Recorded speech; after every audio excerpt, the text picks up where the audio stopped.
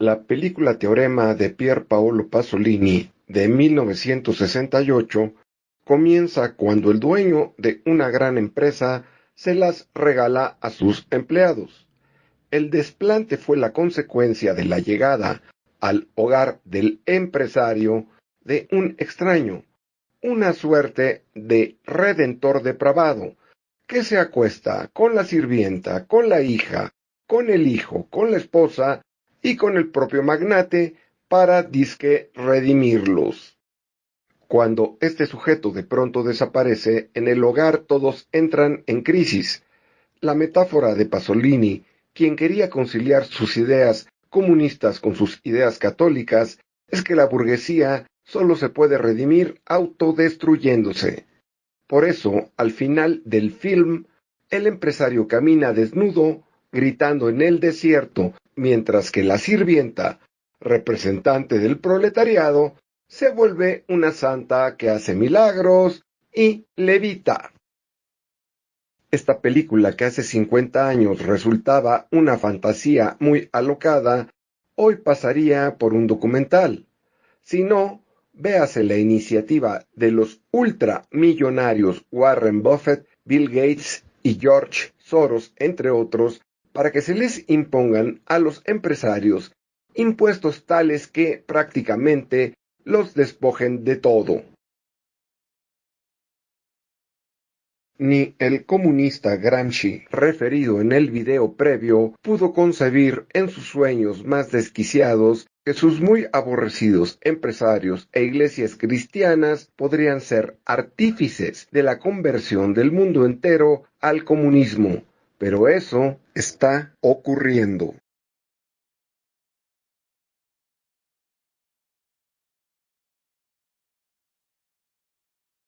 Este cáncer comenzó a hacer metástasis a finales de los años 50, cuando surgió en ámbitos empresariales y religiosos una doctrina malévola, la de la empresa socialmente responsable. Esta doctrina trata de convencer a los empresarios de que ellos son los seres más perversos y despreciables del mundo, pues supuestamente explotan a sus empleados, destruyen el ambiente, sumen en la peor de las miserias a las comunidades en las que operan y son responsables de prácticamente todas las calamidades que azotan a la humanidad. Por tanto, los empresarios deben devolverle a la sociedad lo que supuestamente le han robado, o mejor aún, deben desaparecer. Pero convencer a un grupo humano que proceda a su autodestrucción no es fácil. Véase el caso, por ejemplo, de Jonestown, el experimento comunista creado por Jim Jones, el líder de una secta religiosa.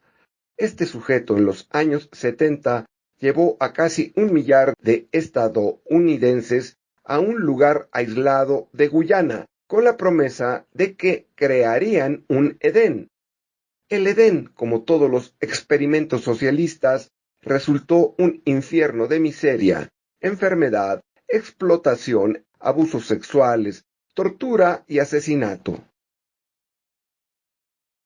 Entonces, en noviembre de 1978, el lugar fue visitado por un congresista estadounidense para atender los pedidos de ayuda de personas que estaban en la comunidad, pero a las que se impedía abandonar este infierno. En consecuencia, el líder de la secta ordenó primero el asesinato del congresista y los periodistas que lo acompañaban, y después que sus seguidores tomaran un brebaje con cianuro para morir todos a la vez. La gran mayoría de los sectarios se negaron, pero fueron obligados a beber el veneno o asesinados a balazos. Al final, el pretendido paraíso sobre la tierra era una alfombra de más de 900 cadáveres. Esa experiencia presenta dos rasgos muy característicos sobre la manera en que los socialistas engañan. Primero, a la gente nunca se le dijo, sino hasta el final, que el objetivo era la autodestrucción. Segundo, Tampoco se le dijo a la gente, sino hasta el final, que la autodestrucción no era voluntaria, sino obligatoria. Pues esas dos características esenciales de Johnstown son las mismas del movimiento que promueve la empresa socialmente responsable. Por un lado, ha ocultado por décadas que su objetivo final es acabar con los empresarios, destruir a la empresa privada.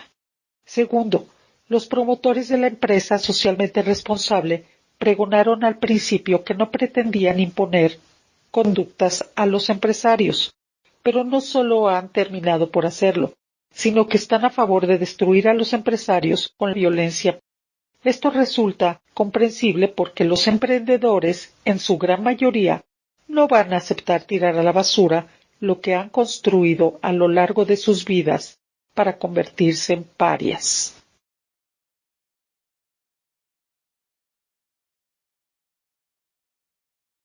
En México, este movimiento maligno tiene como sus más activos promotores a la Unión Social de Empresarios Mexicanos, USEM, que en realidad debería llamarse Unión Socialista de Empresarios Mexicanos, y en la Confederación Patronal de la República Mexicana, Coparmex. La USEM ha actuado por sí misma o a través de Coparmex.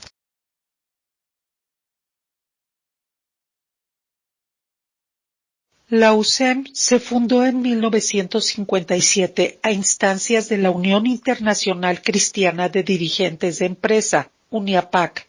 Su principio fundamental es la subsidiariedad, que significa que las personas más esforzadas y exitosas deben subsidiar a los holgazanes y a los fracasados. Esto equivale al de cada cual según sus capacidades, a cada cual según sus necesidades, con lo que Marx definió al comunismo. Coparmex, cuando fue fundada en 1929, no se proponía la destrucción de los empresarios y de hecho resistió a las políticas más estatistas del régimen en los años 30, así como en los 70 y 80.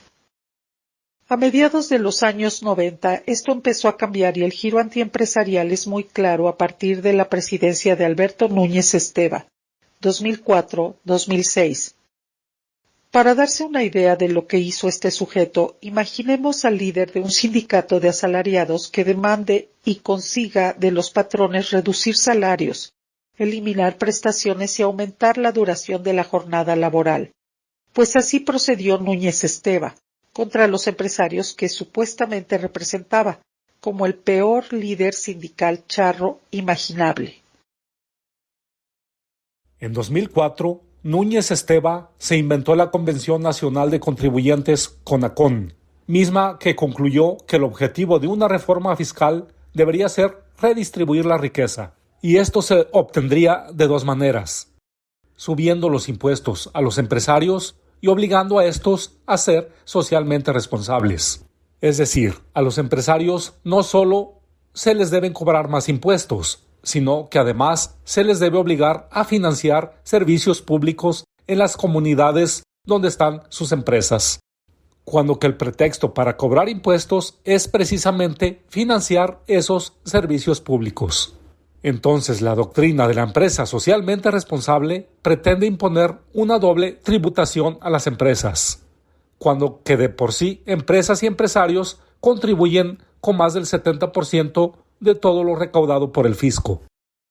Núñez Esteva y compinches sabían y saben que aumentar impuestos es altamente perjudicial para las empresas y para la sociedad. ¿Por qué promueven entonces alza de impuestos? Porque ese es su objetivo: causar el máximo daño social, destruir a la economía de mercado, que es la única que trae bienestar. Y si el alza de impuestos no es suficientemente letal, el cargarle a los empresarios gastos que corresponden al Estado garantiza la destrucción de las empresas y de la economía de mercado, lo cual es el objetivo de estos socialistas vergonzantes. La USEM y Coparmex han usado a un organismo más amplio, el Consejo Coordinador Empresarial, para atentar contra los intereses empresariales. El sector empresarial no se opone a nuevos o más impuestos. Como parte de la cruzada para subir impuestos, en 2005 se lanzó el Acuerdo de Chapultepec, firmado por grandes empresarios, entre otros. Algo así como una carta a Santa Claus, al futuro presidente, en la que pedían una política fiscal redistributiva. Cuando Felipe Calderón y Enrique Peña subieron los impuestos bajo el principio de redistribuir la riqueza, las organizaciones empresariales protestaron y el crecimiento económico se desaceleró. Pero, ¿quién les entiende? ¿No era eso lo que pedían desde 2005? En años más recientes, la USEM y Coparmex y luego el PAN han sostenido una campaña para reclamar el aumento de los salarios mínimos.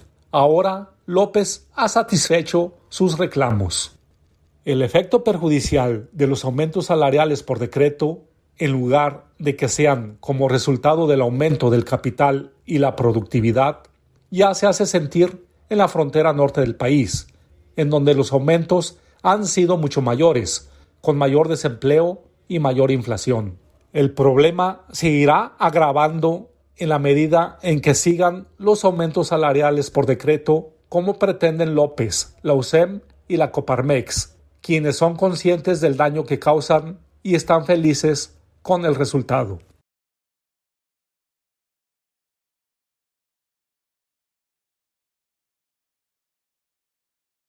Los promotores de la empresa socialmente responsable habían venido ocultando que su objetivo final es la aniquilación de los empresarios, hasta que en 2012 apareció el que soy su máximo gurú, un bufón maléfico llamado Christian Felber, quien publicó el libraco titulado La economía del bien común. Ahí propone expropiarles sus empresas a los empresarios y ponerlas a disposición de asambleas de empleados, asambleas regionales y parlamentos. Parte del modelo es abolir la propiedad privada y la herencia, anular la competencia entre agentes económicos y el libre comercio, prohibir que los precios sean determinados por el mercado y prohibir también la obtención de réditos por el préstamo de dinero. El modelo de la economía del bien común se presenta como una alternativa al capitalismo y al comunismo, y como una entera novedad. No es ni una cosa ni la otra. Una sociedad sin empresarios fue lo que prevaleció en el mundo hasta hace poco más de 2 siglos. ¿Fue acaso un mundo mejor? De ninguna manera. Fue un infierno de miseria y violencia. Antes del capitalismo, a Europa le llevó 18 siglos duplicar el tamaño de la economía, y en la 10ª parte de ese tiempo, ya bajo el capitalismo, la economía se multiplicó por 20. Antes del capitalismo, más del 90% de los seres humanos vivieron en extrema pobreza, e incluso la minoría de privilegiados nobles y clérigos tuvieron un nivel de vida inferior al promedio de las personas en el mundo de hoy.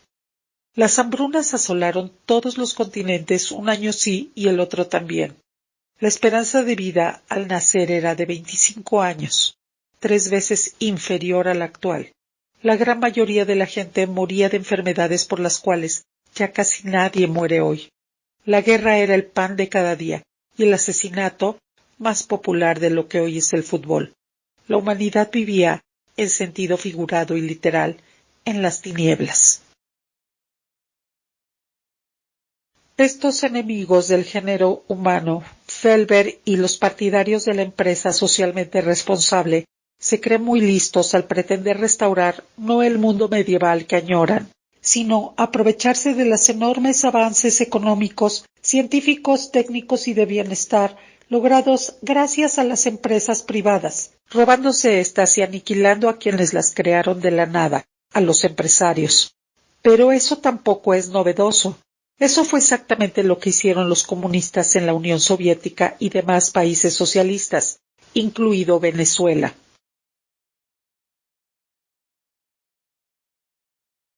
¿Y cuál fue el resultado? Miseria y genocidio. La economía del bien común ya fue puesta en práctica por los comunistas y ese modelo asesinó a más de 150 millones de seres humanos, 60 millones de ellos de hambre.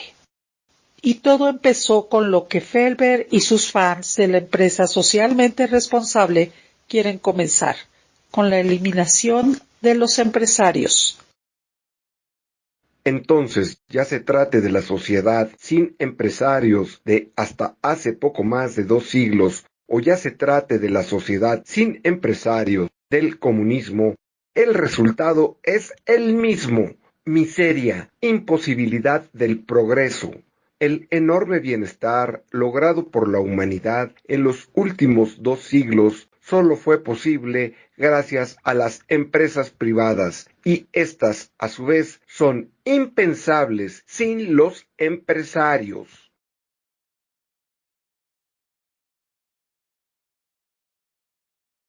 Felber y los partidarios de la empresa socialistamente responsable se dicen cristianos, pero proclaman el sí codiciarás bienes ajenos, sí robarás y sí matarás.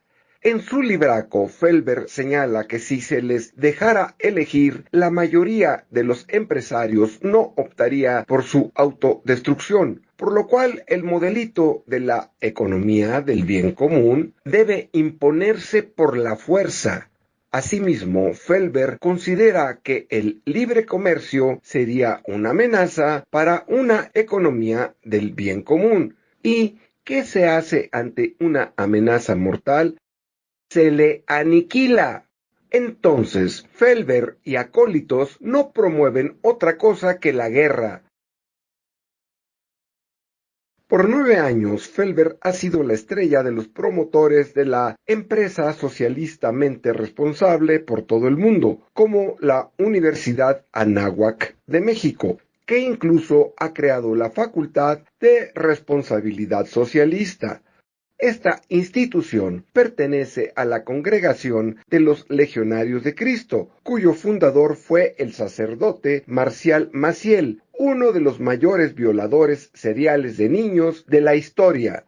Según la propia congregación, a lo largo de décadas, 33 de sus sacerdotes fueron responsables de la violación de al menos 175 menores de edad. Maciel violó a 60 de ellos. No sorprende que ahora los legionarios de Cristo sean fervorosos promotores del bolchevique Christian Felber y su economía del bien comunista. Los legionarios son alumnos que buscan superar a su maestro. Lo que Maciel les hizo a decenas de niños, estos santos señores se lo quieren hacer a la humanidad entera. Mas no son solo los legionarios de Cristo. Hace 2 años, Felber fue ponente estrella de un ciclo de conferencias titulado Economía de Francesco, es decir, la economía del Papa Francisco.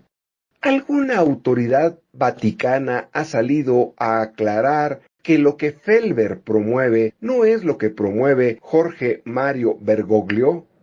Por supuesto que no. Los empresarios de México y del mundo, en su gran mayoría, no están dispuestos a la autodestrucción. Tampoco lo estaban la mayoría de los seguidores de Jim Jones en Guyana, y al final terminaron muertos.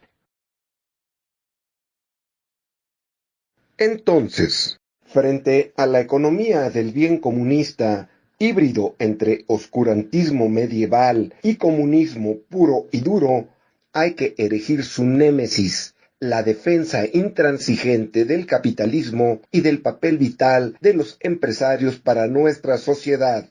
Frente a la promoción de la autodenigración por parte de la empresa socialistamente responsable, hay que promover la autoestima empresarial. Frente a la usurpación de la representación de los empresarios y la actuación de los líderes empresariales, como actuaban los capos en un campo de exterminio nazi, hay que construir nuevas organizaciones que defiendan los intereses legítimos del gremio y por ende los de la comunidad. La defensa de la empresa privada y de los empresarios no debe suponerse es para beneficiar solo a los emprendedores, sino, en primer lugar, a quienes no lo son. Si los empresarios caen, caerán con ellos y sobre nosotros los escombros de la civilización.